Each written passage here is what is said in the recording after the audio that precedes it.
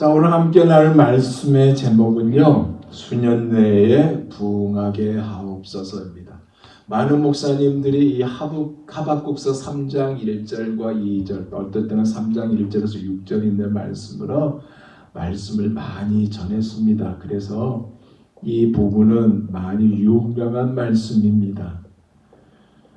사실 오늘 이 말씀은 하박국서의 중요한 부분이고, 그리고 하박국의 기도문이 오늘 본문입니다.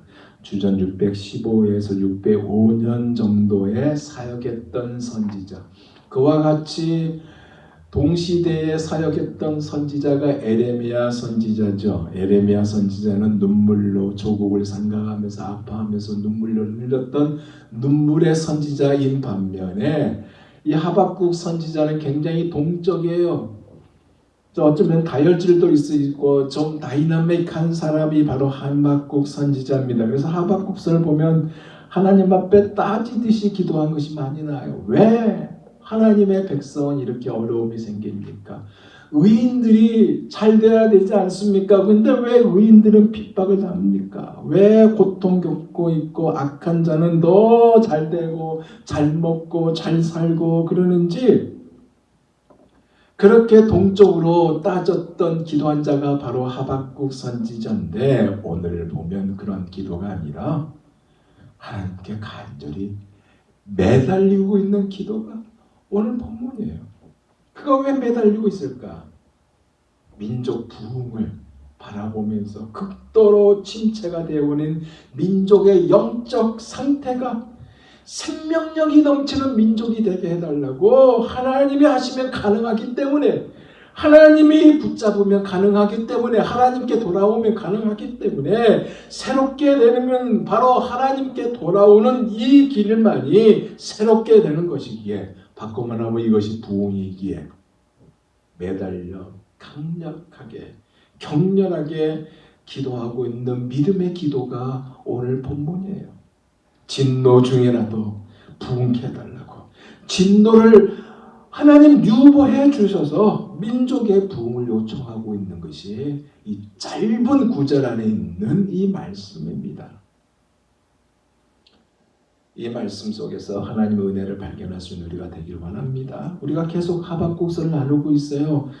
나눈 말씀 우리가 무엇이었어요? 하박국이 하나님께 들은 응답이 있었어요. 뭐예요? 곧 심판이 있을 것이다. 그 심판은 갈대아인을 세울 것인데, 그 갈대아인이 누굽니까? 바벨론이잖아요. 이 바벨론을 일으켜서 유다를 치시겠다는 하나님의 강한 의지를 들었습니다.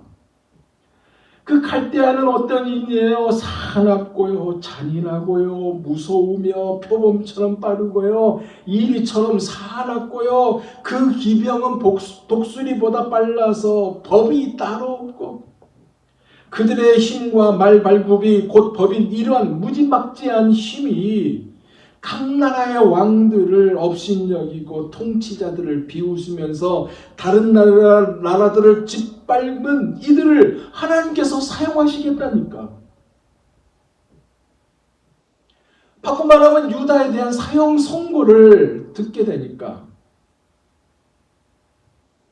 하박국이 하나님 앞에 어떻게 해요? 하나님께서 특별한 은혜와 긍휼을 베푸셔서 이스라엘을 회복 주실 것이라 기대했던 하박국인데, 하나님의 바벨론을 징계의 도구로 사용하신다니까 항변하잖아요. 어떻게 항변했습니까? 우리가 나눴던 말씀 보면 아무리 범죄한 이스라엘에 대한 하나님의 심판이 피할 수 없는 일이라 할지라도 하나님 더 저 악한 바벨론을 쓰셔서 하나님의 백성을 치신다는 것이 이해가 되지 않습니다. 라는 기도 아닙니까? 그 바벨론이 유다를 완전히 없어버린다면 어떻게 하실 것입니까? 라는 기도였고요. 저 사악한 바벨론으로 유다를 치신 것이 과연 옳은 방법입니까? 라고 따졌고요. 아무리 유다가 범죄해도 하나님 백성이지 않습니까? 하면서 항변했고요. 그러면서 이 백성에게 긍휼을 베풀어 달라고 따지면서 기도했던 자가 하박국이었고, 우리가 1장에서 2장에 거쳐서 나눈 말씀이 이거였습니다. 근데 하나님의 응답은 바벨론 역시 장차 하나님의 심판을 받을 것이라고 말씀을 하시면서 당신의 마음을 그 안에서 쏟아내지 않습니까? 빛이잖아요. 그것이 무엇이었어요? 물이 바다 덮은 같이. 물이 바다를 덮은 같이 여호와의 영광을 인정하는 것이 세상에 가득하게 되는 날이 올 것이란 당신의 마음을 거기서 꺼냈지 않습니까? 이것은 바로 예수 그리스도, 당신이 성육신 하심으로 이루어진 그 말씀 아니에요? 요한복음 1장 14절의 말씀대로 말씀이 육신이 되어 우리 가운데 거하심에 우리가 그의 영광을 보니 아버지의 독생자의 영광이 은혜와 진리가 충만하더라. 하나님의 본체로서 영광을 스스로 포기하고 하나님으로서 당연한 권리를 스스로 내어놓은 자기 비움에 낮아짐을 하셨던 이것으로 연결되는 거 아닙니까? 빌립보서 2장 6절에서 8절까지 하신 말씀대로 그런 근본 하나님의 본체시나 하나님과 동등됨을 취할 것으로 여기지 아니하시고 오히려 자기를 비워 종의 형체를 가지사 사람들과 같이 되셨고 사람의 모양으로 나타나사 자기를 낮추시고 죽기까지 복종하셨으니 곧 십자가에 죽으심이라. 뭐예요? 누구의 명령이나 누구의 압력에 의한 것이 아니라 스스로 인간이 되셨어요. 스스로 하나님으로서의 특권과 영광을 내어놓았어요. 종의 영처를 취하셨어요. 사람들과 같이 되었어요. 인간의 영처럼 나타나셨어요. 이 끝이 뭔데? 바로 십자가. 십자가의 죽음으로 끝을 맺었어요. 왜요? 이것이 우리를 살리는 길이기 때문에. 왜요? 이것을 누리는 많은 당신의 백성들이 물이 바다 덮음같이 되는 것이 하나님의 마음이었기 때문에 하나님의 영광을 인정하는 그것만이 영원한 것이라는 말씀이었고 하나님을 의뢰하는 백성들이 영원할 것이라는 말씀을 하셨어요. 우리가 이걸 나눴잖아요. 그러면서 또 어떤 말씀을 해요? 오직 여호와는 성전에 계시니 온 천하는 잠잠할지어다. 이 말씀을 하셨거든요. 뭐예요? 결론은 당신을 만나라는 말씀이고 결론은 뭐예요? 당신의 말씀에 귀 기울이는 이 말씀이었던 것입니다. 마치 시편 46편 10절 말씀 그대로 이르시기를 너희는 가만히 있어 내가 하나님됨을 알지어다. 내가 문나라 중에서 높임을 받으리라. 내가 세계 중에서 높임을 받으리라 하시도다가 되는 것이었어요. 이 음성을 들은 하박국이요. 그 전까지는 왜 의인이 고통을 받습니까? 하면서 따졌던 그가요. 오늘 이 본문, 우리가 읽은 이 본문의 기도를 드리고 있어요. 응답의 말씀에 가슴이 벅차가지고 하나님께 감사와 찬양을 드리고 있는데 진노 중이라도 긍휼을 잊지 말아달라고. 하나님의 이름 뭐예요? 바빌론에서 망할 것은 정확한 사실이지만 진노 중이라도 긍휼을 잊지 말라고, 진노하시더라도 잊지 마시고 자비를 베풀어 달라고 기도하고 있는 거예요. 그것이 바로 1절에서 2절 말씀입니다. 다시 볼게요. 시기오롯에 마친 선지자 하박국의 기도는, 시기오롯은요 음악적인 어떤 리듬이에요. 극하고 강하고 격렬하고. 쉽게 말하면 우리가 기도할 때 막 경량된 가운데 기도하는 거 있잖아요. 막 눈물 펑 벗어들면서 쭉 하면서 외치는 기도. 아마 이것이 이 표현이지 않을까 생각됩니다. 여호와여 내게 주께 대한 소문을 듣고 놀랐나이다. 여호와여 주는 주의 일을 수년 내 이 수년 내에 부응하게 하옵소서. 이 수년 내에 나타내시옵소서. 진노 중이라도 긍휼을 잊지 마옵소서. 아주 격렬한 기도를 드렸어요. 무엇을 기도했어요? 부응하게 해달라고. 부응케 해달라고. 하박국이요 부응을 이야기했어요. 부응이 무엇이에요? 의미가요 죽는 것과 같은 사람을 다시, 즉 죽어 있는 것 같아요. 근데 죽은 것과 같은 사람을 다시 살리는 의미가 부응이에요. 그래서 활기를 되찾게 하고요 소생케 하고 회복시키는 것이 부응입니다. 하박국이 이 부흥을 외쳤어요. 왜 이 부흥을 외쳤을까요? 이것 또한 하나님의 주권이기에 외쳤어요. 이것이 하나님의 마음이기 때문에 하박국이 외쳤습니다. 지금까지 그는요 하나님보다 자신을 둘러싸고 있는 환경만을 바라봤던 자가 하박국이었습니다. 하지만 하나님의 응답을 받은 후에 그가 환경이 아닌 하나님을 바라봤습니다. 환경이 그렇다고 달라진 거 있나요? 달라진 거 없습니다. 똑같습니다. 이스라엘은 지금 멸망 앞에 있어요. 똑같아요. 바벨론의 침공 임박은 당연합니다. 그렇지만 주의 일, 부흥을 요구하는 하박국이에요. 그러면 이 주의 일이 무엇을 말하는 것일까요? 주님의 예언대로, 주님의 말씀대로 남유다가 바벨론에 의해서 멸망하는 것이 주의 일이에요. 이 소문을 들었대요. 이스라엘이 장차 바벨론에 의해서 멸망할 것이라는 이 소문을 들어서 놀랐다고 얘기합니다. 왜? 이스라엘 백성들이 하나님의 백성인데 하나님의 보호하심과 인도하심에 의해서 이스라엘이 건전하게 되기를 원했는데 그것이 아니라 멸망이잖아요. 이것이 주의 일이라는 이 이야기를 듣고 놀랐다 이 얘기입니다. 근데 여러분 주의 일이 멸망으로 끝납니까? 아니잖아요. 주의 일은 회복이 따르잖아요. 회복. 즉 하나님의 임재와 영광이 나타나고요. 당신의 백성이 통회하고 자복하는 회개 역사가 나타난 것 아닙니까? 고난으로 인한, 고통으로 인한, 핍박으로 인한, 환난으로 인한 그 결과가 결국 뭐예요? 하나님과의 관계가 회복되는 것이 바로 부흥이요. 이게 주의 일입니다. 물이 바다 덮음같이 여호와를 인정하는 것이 온 땅에 가득하게 되는 것이 주의 일이고요. 구원의 역사가 주의 일입니다. 이것이 하나님의 긍휼로 이루어지는 거예요. 여러분 스데반이요. 거짓 증인들 앞에 모함을 받아 살해드린 공회 앞에 서죠. 그 70명의 71명으로 구성된 종교 문제만 다루는 유대인들의 기관 앞에 그가 섰습니다.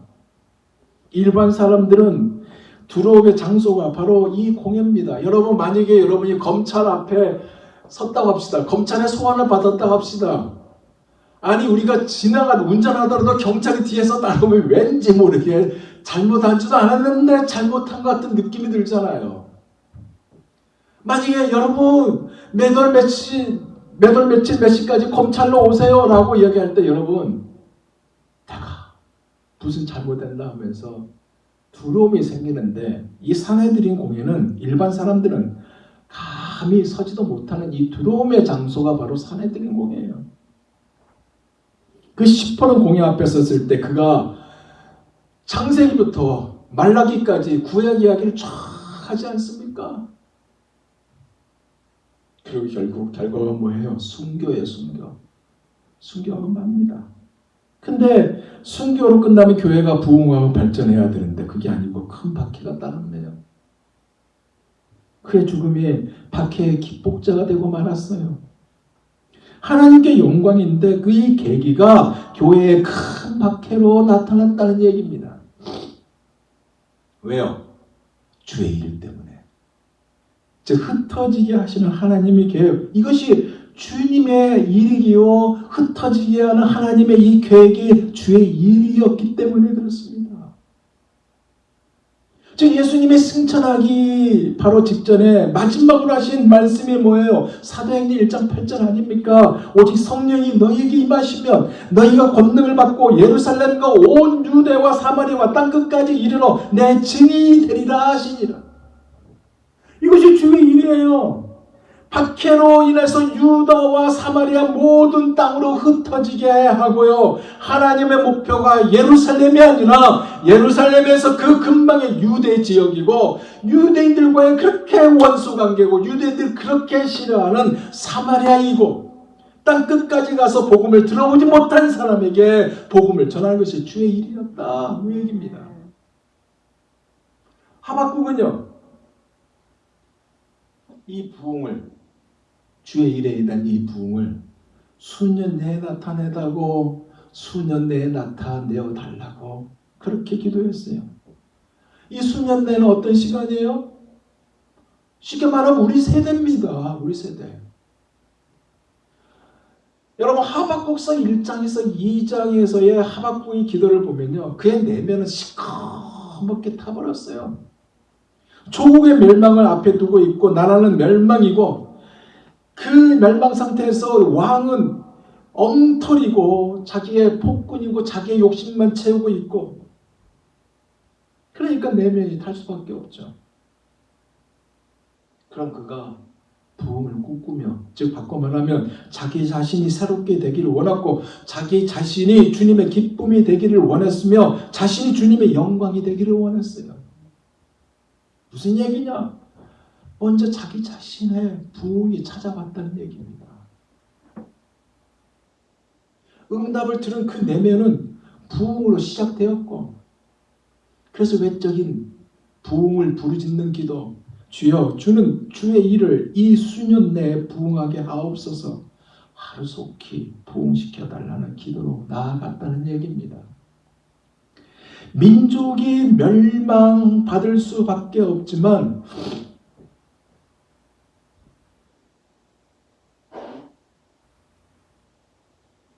징계하시는 중에서라도 불쌍히 여겨서 다시 부흥시켜 달라는 기도를 하였고 바벨론 군대가 이미 쳐들어오는 아주 임박했을 때 여호와여 내가 주께 대한 소문을 듣고 놀랐나이다 라고 하면서 수년 내 in our time, in our one time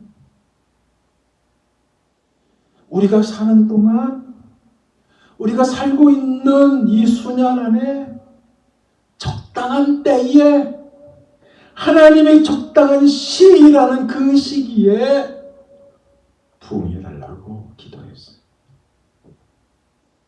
근데 부흥이 뭐라고요? 하나님께 돌아가는 것이 부흥이에요.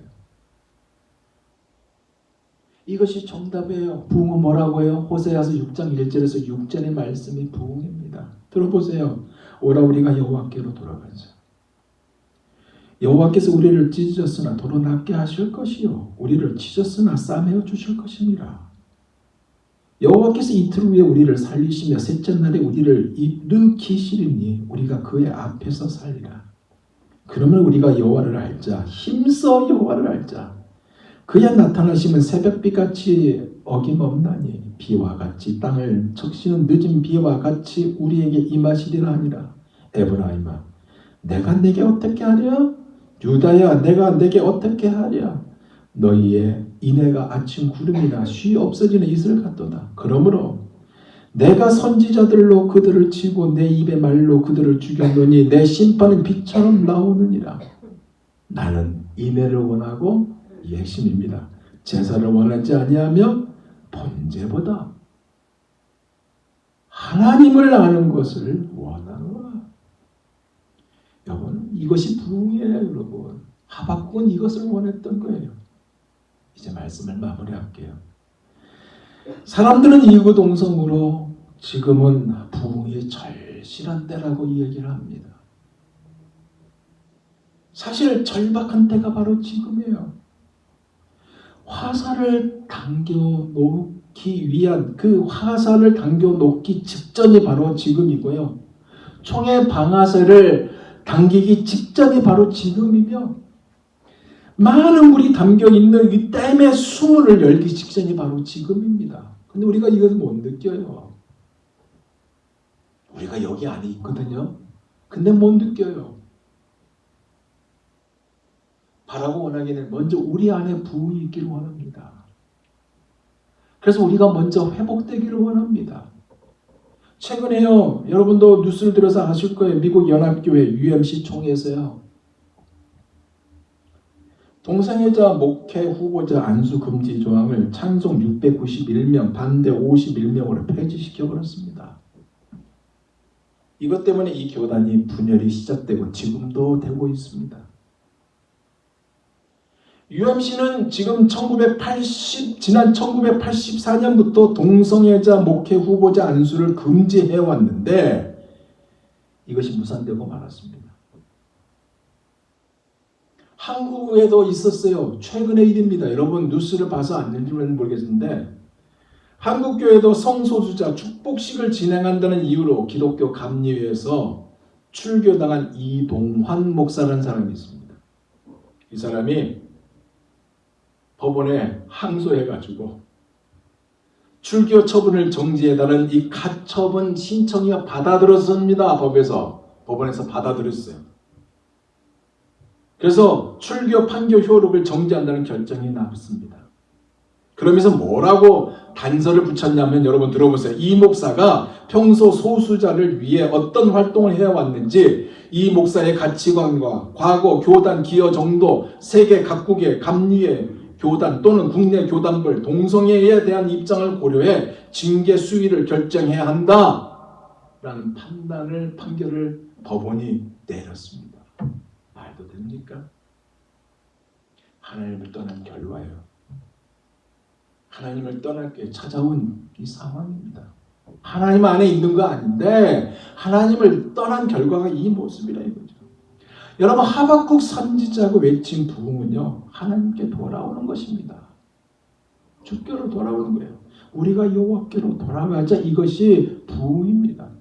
왜냐하면 부흥케 하시는 분, 회복하신 분은 오직 하나님 분이시기 때문에 그렇습니다.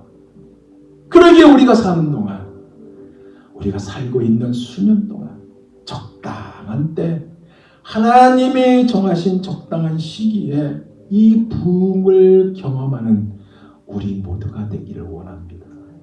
우리 사랑의 교회가 되기를 원합니다. 이번 한 주간 우리가요, 하나님께 기도하기를, 하나님께서 회개하라고 그랬잖아요. 하나님께서 회개하라고 명하시니까 저에게 회개의 은혜를 주시옵소서, 허락해 주시옵소서라고 기도할 수 있는 이번 한 주간이 되기를 원합니다. 옷을 찢는 것이 아닌 마음을 찢는 이번 한 주간이 되기를 원합니다. 그래서 은혜의 눈물로, 감동의 눈물로, 회복의 눈물로, 감사의 눈물로 가득하는 이번 한 주간이 다 되시기를, 진정한 부흥을 경험하는 우리 모두가 다 되시기를 예수 그리스도 이름으로 축원드립니다. 기도하겠습니다.